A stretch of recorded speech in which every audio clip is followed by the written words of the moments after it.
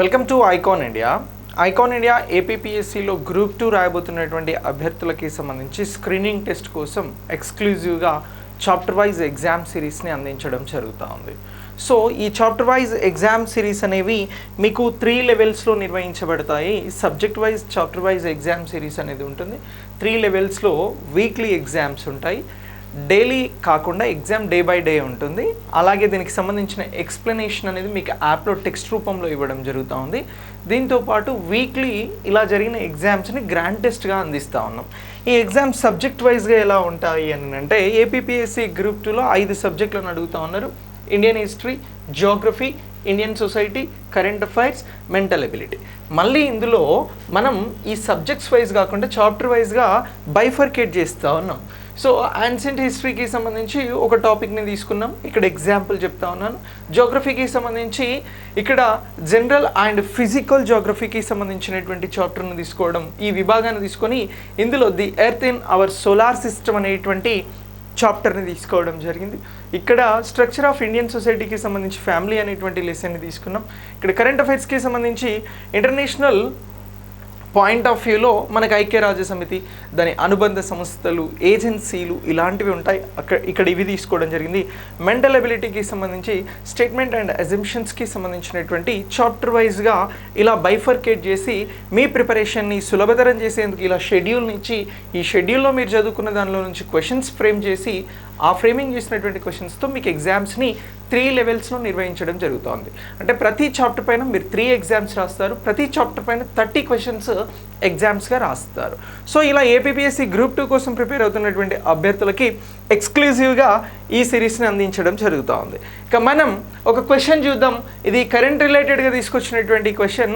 మనకి current affairs అనేటువంటి topic current ఇష్యూస్తో పాటు దానికి సంబంధించినటువంటి ప్రీవియస్ ఇష్యూస్ని బేస్ చేసుకొని స్టేట్మెంట్ రూపంలో క్వశ్చన్స్ అడగడానికి అవకాశం ఉంటుంది. సో ఇటీవల మారినటువంటి ప్రశ్నల సరళిని అబ్జర్వ్ చేస్తే మనకి మోస్ట్ ఆఫ్ ద క్వశ్చన్స్ ఇలా కాంప్లికేటెడ్గా వస్తూ ఉన్నాయి. సో ఇప్పుడు ఈ క్వశ్చన్ చూసిన తర్వాత మీరు ఎంతమంది ఆన్సర్ చేయగలుగుతున్నారు అనేది ఒకసారి చెక్ చేసుకోండి. సో క్రింది అంశాలను పరిగణించండి అని చెప్పేసి మనం ఇక్కడ క్వశ్చన్ ఇవ్వడం జరిగింది.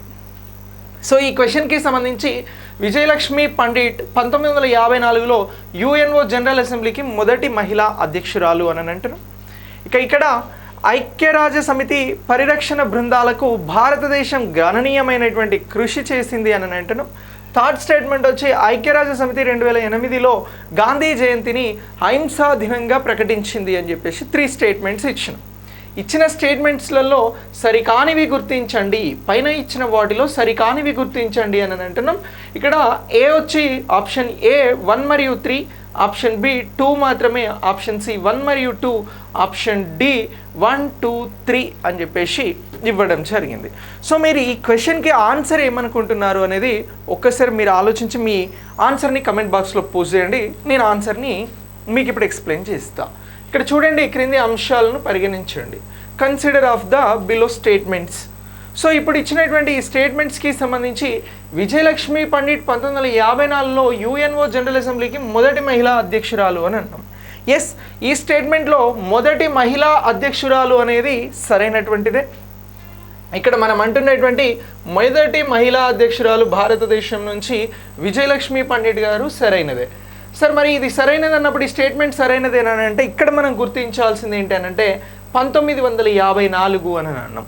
ఈ స్టేట్మెంట్లో 1954 అని అన్నాం. 1954 కాదు, 1953 అని మీరు గుర్తించినట్లయితే ఈ స్టేట్మెంట్ అనేది తప్పుగా పరిగణించబడుతుంది. మనం 54 ఇచ్చినాం కదా స్టేట్మెంట్లో. 1954లో యుఎన్ఓ జనరల్ అసెంబ్లీకి మొదటి మహిళా అధ్యక్షురాలు అన్నాం కాబట్టి 54 కాదు 53. 53 ఉంటే ఈ స్టేట్మెంట్ రైట్ అయ్యేది. 54 ఉంది కాబట్టి ఈ స్టేట్మెంట్ అనేది తప్పు. Okay, right. అంటే స్టేట్మెంట్ ఇక్కడ ఏమన్నాడు, సరికానివి అని అన్నాడు. ఇది సరికాదు అని గుర్తించినాం. ఇప్పుడు రెండవది, ఐక్యరాజ్య సమితి పరిరక్షణ బృందాలకు భారతదేశం గణనీయమైనటువంటి కృషి చేసింది అని అంటున్నాం. ఈ స్టేట్మెంట్ రైట్. ఇగో ఐక్యరాజ్య సమితికి సంబంధించి శాంతిని నెలకొల్పేందుకు, పరిరక్షణకి సంబంధించి శాంతిని నెలకొల్పేందుకు ప్రపంచ దేశాలకి సంబంధించి భారతదేశం ఈ పరిరక్షణ బృందాలకి ఎక్కువ కాంట్రిబ్యూషన్ అనేది చేసింది. సో ప్రపంచంలో వివిధ దేశాలకి సంబంధించినటువంటి యుద్ధాలు సంభవించినప్పుడు భారతదేశం శాంతి పరిరక్షణ కోసం సైన్యాలని ఐక్యరాజ్య సమితికి పంపింది. అలాగే ఈ స్టేట్మెంట్ను మనం రైట్గా పరిగణించబడుతుంది. మరి ఒకసారి థర్డ్ స్టేట్మెంట్ చూద్దాం. సో ఐక్యరాజ్య సమితి 2008లో గాంధీ జయంతిని అహింసా దినంగా ప్రకటించింది అని అన్నాం. ఈ స్టేట్మెంట్ని మనం గాంధీ జయంతిని అహింసా దినంగా ప్రకటించింది ఐక్యరాజ్య సమితి అనేది రైట్. మరి ఇందులో తప్పు ఉంది. ఎలా అని అంటే 2008 అని ఇచ్చినాం, 2007 అని ఉంటే ఇది సరైనది అయ్యేది. సో కాబట్టి మనం ఇచ్చిన స్టేట్మెంట్స్ ప్రకారం ఈ స్టేట్మెంట్ కూడా తప్పే. సో ఇప్పుడు ఇందులో సరైనది ఏంటి అని అంటే 2, సరికానిది ఏమిటి అని అంటే 1 మరియు 3. సో మనం సరికానివి అన్నాం కాబట్టి 1 మరియు 3 అనేది ఈ క్వశ్చన్కి సంబంధించినటువంటి రైట్ ఆన్సర్గా గుర్తుంచుకోవాలి. ఓకే, ఒకవేళ సరైనది అని అంటే 2 మాత్రమే సరైనది అయ్యేది, అప్పుడు బి అయ్యేది. కానీ మనం క్వశ్చన్లో ప్రాపర్గా అడిగింది సరికానివి. సో 1 మరియు 3 అంటున్నాం.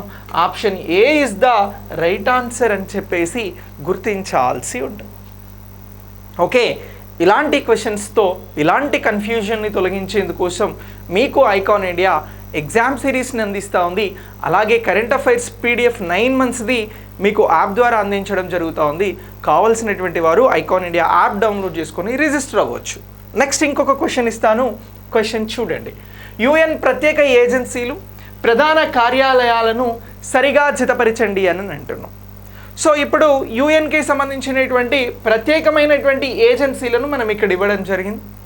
ఐక్యరాజ్య సమితికి అనుబంధంగా ఉండేటువంటి ఏజెన్సీలు food and agriculture organisation London, international civil aviation organisation Geneva, international labour organisation Montreal, అంతర్జాతీయ మ్యారిటైమ్ ఆర్గనైజేషన్ రోమ్ అని చెప్పేసి ఇవ్వడం జరిగింది. సో ఈ ఇచ్చినటువంటి స్టేట్మెంట్స్కి సంబంధించి అంశాలకి సంబంధించి మనం ప్రాపర్గా వీటిని మ్యాచ్ చేయాల్సి ఉంటుంది. జతపరచమని అడిగినాం.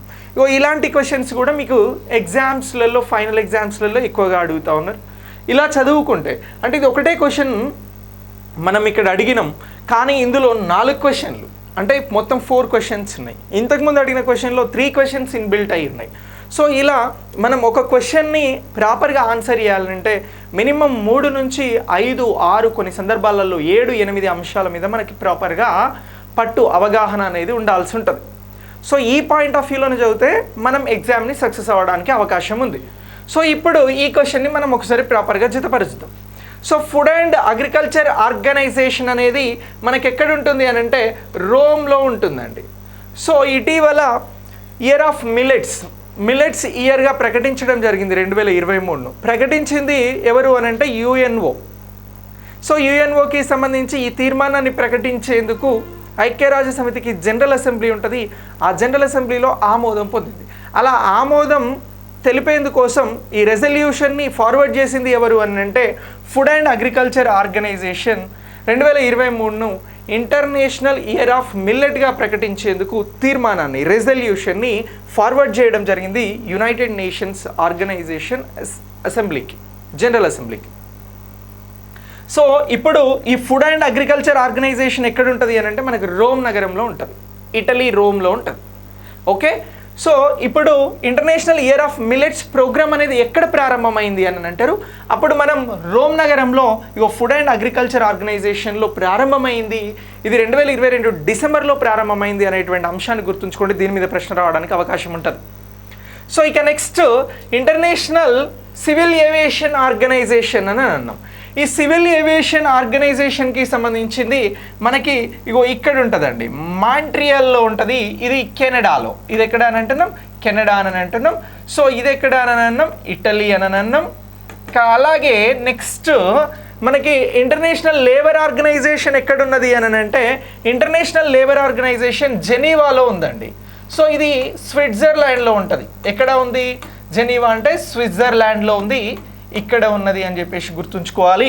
ఇంటర్నేషనల్ లేబర్ ఆర్గనైజేషన్ ఇవన్నీ ఐక్యరాజ్య సమితికి అనుబంధంగా పనిచేసేటువంటి ప్రత్యేక ఏజెన్సీలు. ఇక నెక్స్ట్ అంతర్జాతీయ మ్యారిటైమ్ ఆర్గనైజేషన్ మిగిలింది మనకి లండన్ కాబట్టి లండన్లో ఉంది. దీన్నే మనం UK అని అంటాం కదా, యునైటెడ్ కింగ్డమ్ అని అంటాం. సో ఇలా ఇగో ఈ అంశాలు సరిగా జతపరిచినాం. మనకి ఫుడ్ అండ్ అగ్రికల్చర్ ఆర్గనైజేషన్ ఉన్నది రోమ్ నగరంలో, ఇగో 4 ఇక్కడ ఉన్నది.